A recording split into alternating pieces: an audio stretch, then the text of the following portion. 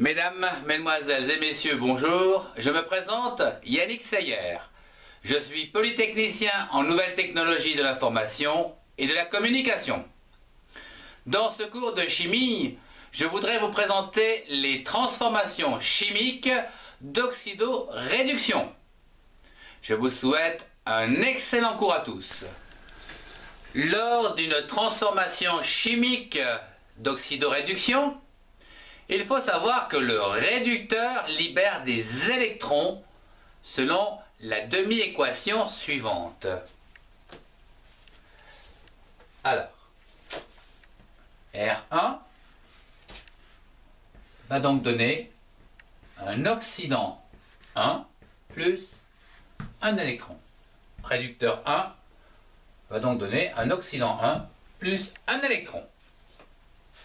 Qu'en est-il de l'oxydant? Eh bien, l'oxydant, lui, il est capable de capter l'électron selon la demi-équation suivante. Alors, l'oxydant 2 plus un électron va donc donner un réducteur 2. L'équation de la réaction associée à la transformation chimique d'oxydoréduction va être la suivante. Nous aurons R1 plus l'oxydant 2 va donc nous donner l'oxydant 1 plus le réducteur 2. Voilà ce qu'il convient de bien connaître.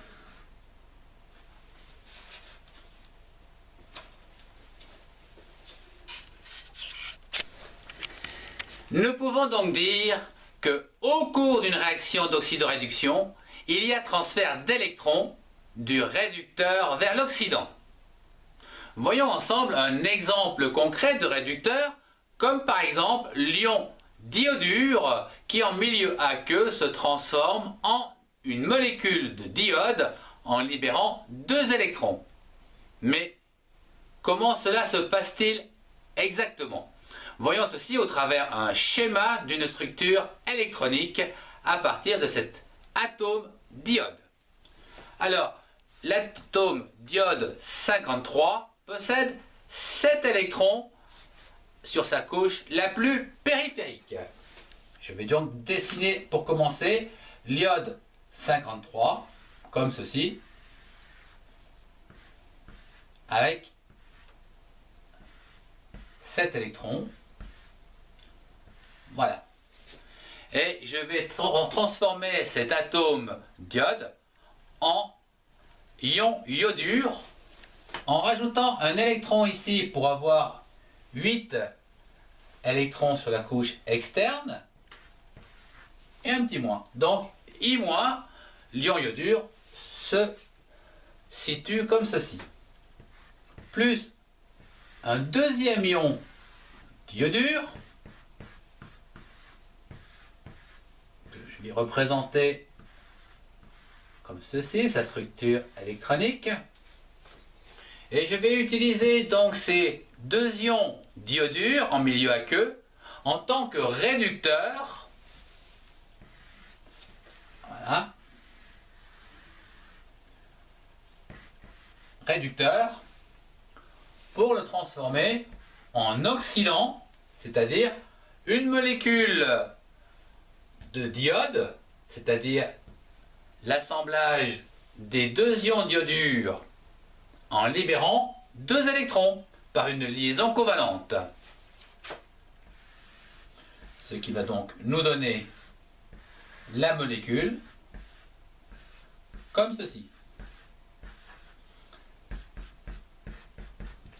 Je vais changer de couleur pour qu'on voit bien les électrons. Voilà. Donc ici, on en a un commun. Donc plus 2 électrons.